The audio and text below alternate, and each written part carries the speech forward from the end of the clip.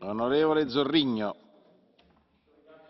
Comissário, o gás natural liquefeito é uma componente muito importante para garantir a diversificação e a segurança energética e apoiar uma transição sustentável para um modelo baseado em energias renováveis e limpas.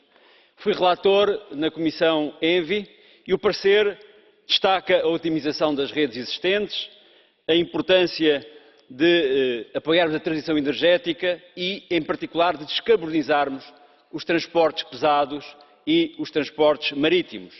Esta estratégia tem que estar alinhada com o Acordo de Paris e é muito importante aproveitar o GNL para esta questão dos transportes marítimos e dos transportes pesados. E por isso eu queria salientar a recomendação neste relatório para que o arquipélago dos Açores, devido à sua localização geográfica, tenha uma estação de combustível para as rotas transatlânticas de transporte marítimo. E é também muito importante que, nos seus vários instrumentos de financiamento, a Comissão Europeia preveja o financiamento de projetos deste tipo. Muito obrigado.